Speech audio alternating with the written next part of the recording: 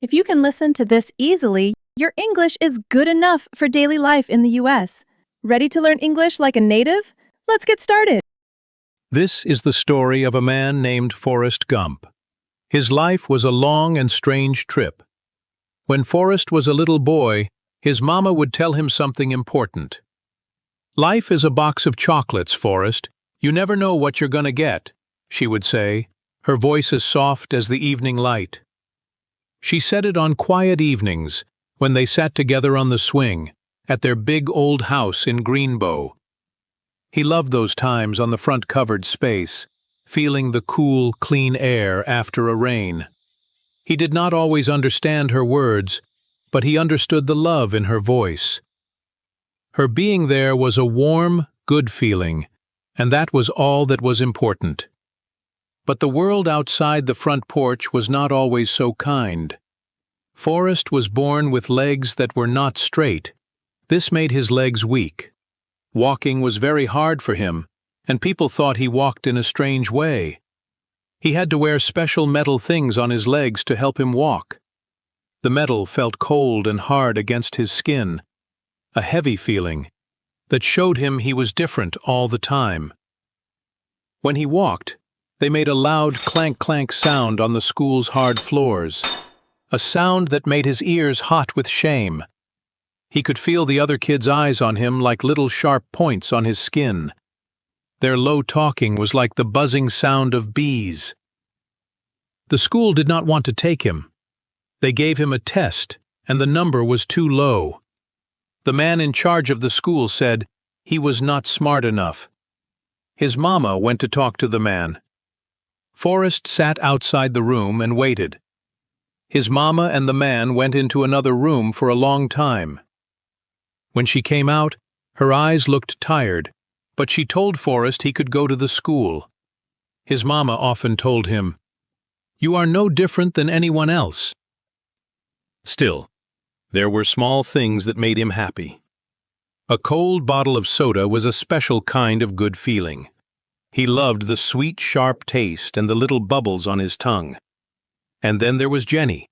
He met her on his first day of school. On the school bus, he walked down the small line between the seats. The other kids pulled their bags onto the seats next to them. They turned away and whispered. They thought he was strange. No one made a space for him. His hands felt wet from sweat. Then, a voice as sweet and clear as a little bell said, "You can sit here." It was Jenny. Her hair was the color of the sun. In that moment his world, which had felt gray and tight, suddenly filled with light. They became the best of friends. They had a special spot under a huge old tree with parts that reached out like strong arms. They would sit there for hours. Jenny would talk. She talked about wanting to be a singer or about wanting to be a bird.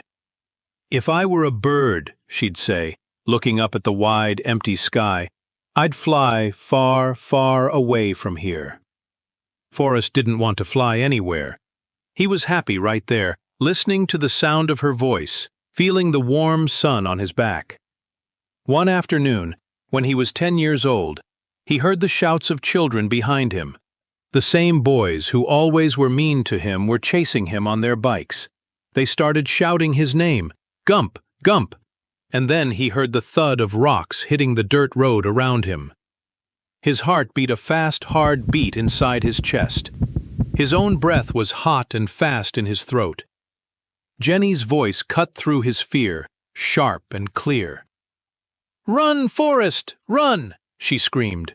He ran, using all his strength to move his arms and legs. He tasted the dust from the road in his mouth.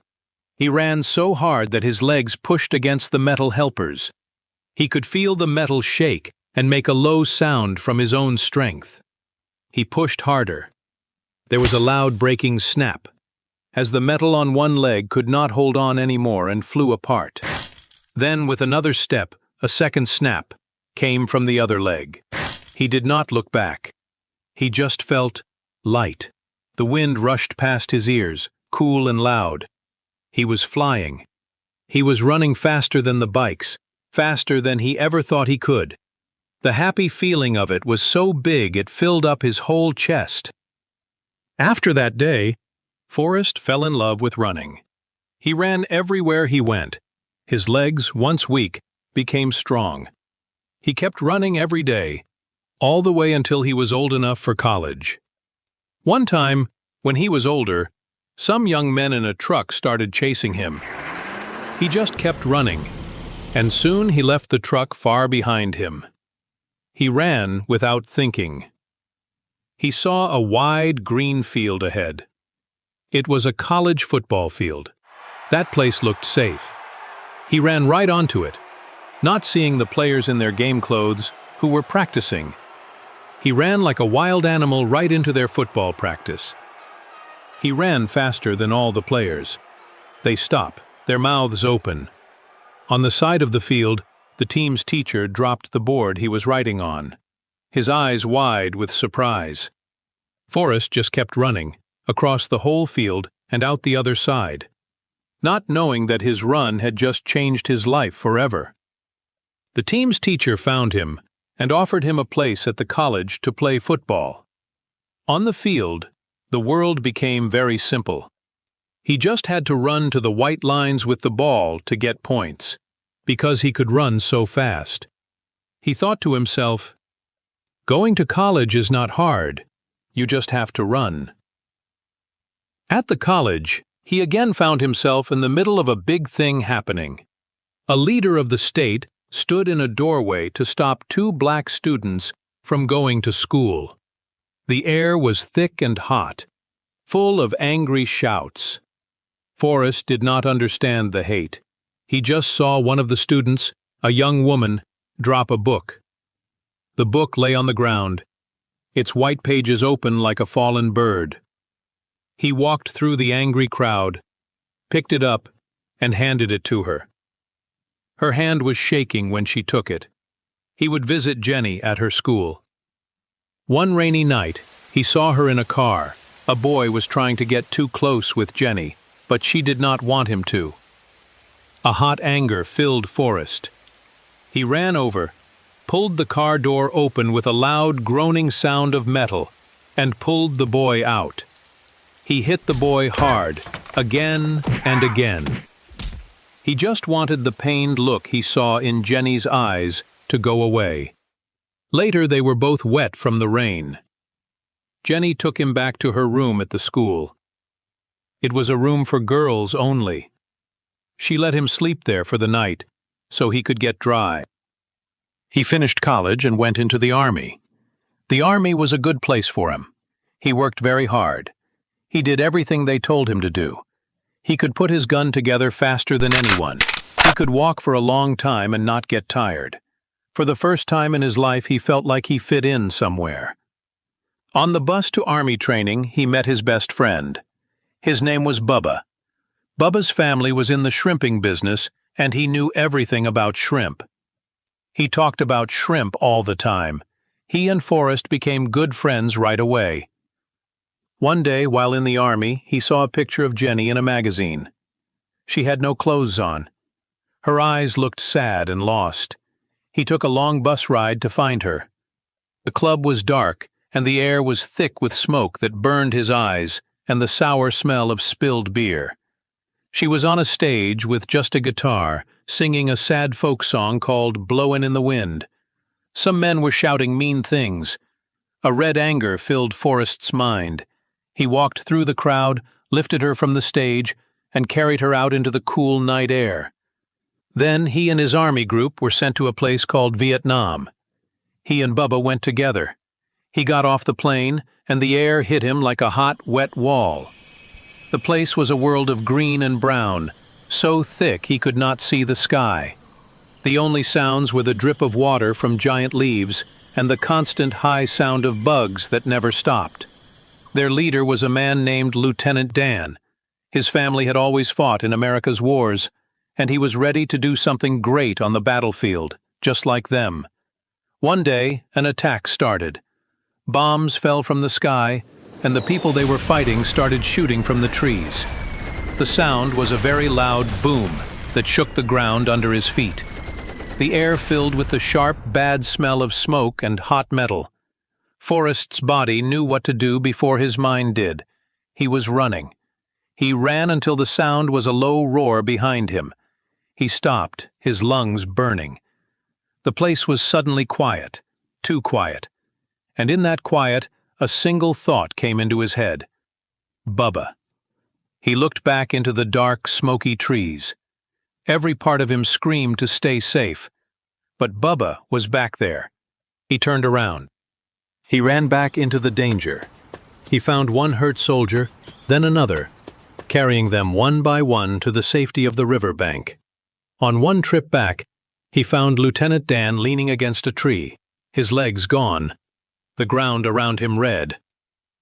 As Forrest reached for him, Lieutenant Dan's eyes were wide with a terrible, loud anger.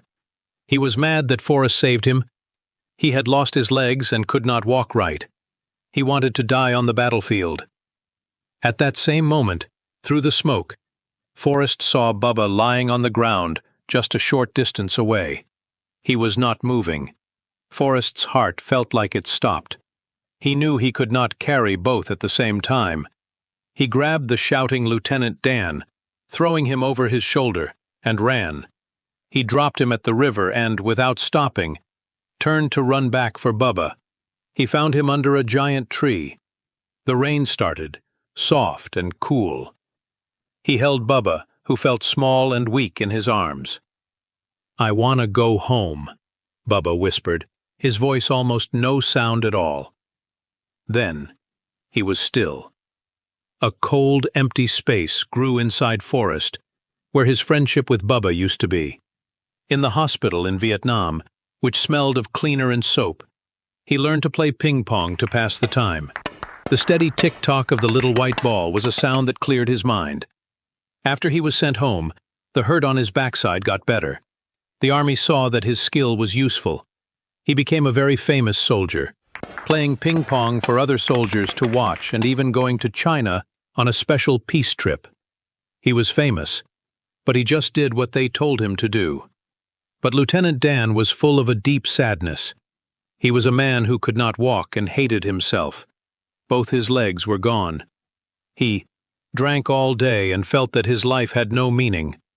Forrest was a war hero. He got a special medal from the president.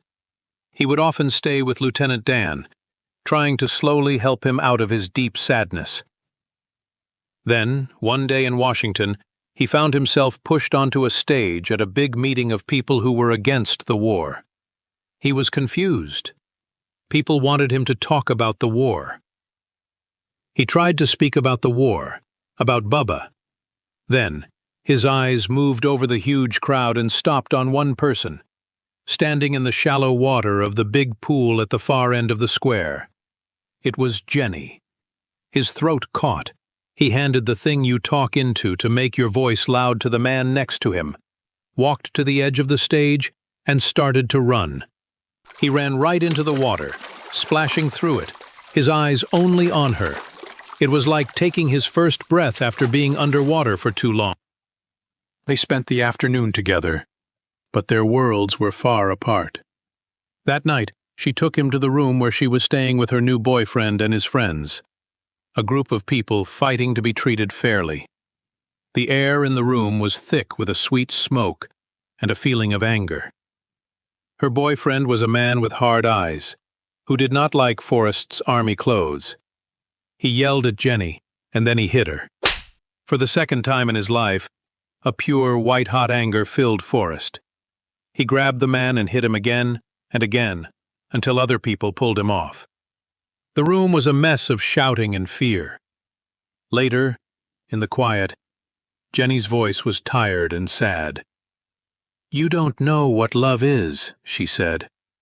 The words hung in the air between them.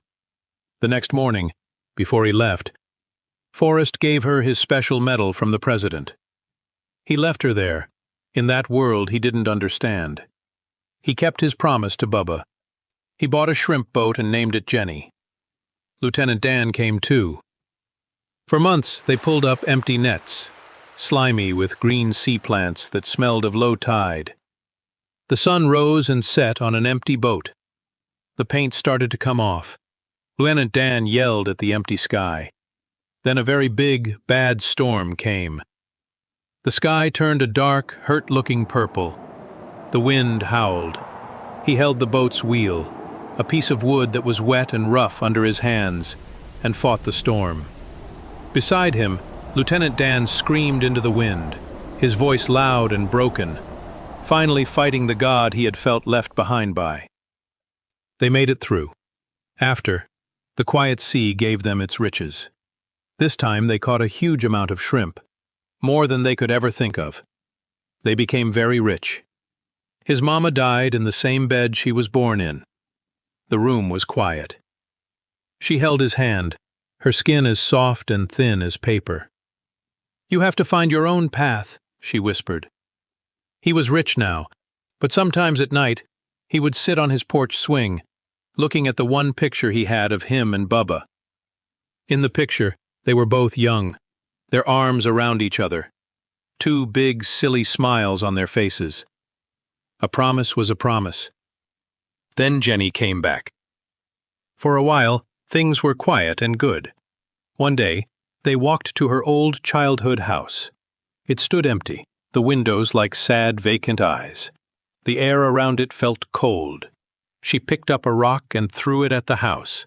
The sound of breaking glass broke the quiet. She threw another and another until she fell to the ground, deep sounds of old pain finally coming out of her. Forrest just sat beside her on the damp ground and held her. That night, she came to him. In his quiet, dark room, he held her. And for a moment, the empty spaces in both of them felt full. In the morning, she was gone. The front door closed with a soft click, a sound that seemed too loud in the empty house. He stood in her room. He touched the small spot her head had made on the pillow. The sheets were still a little warm. He picked up the pillow and held it. It smelled a little of her, like flowers after a rain. A hollow space grew in his chest, a quiet ache that had no words.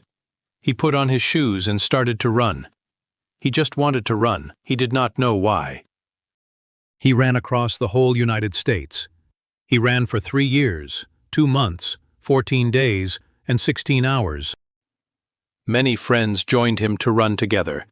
He ran until the ache in his chest was changed by the simple, real ache in his muscles.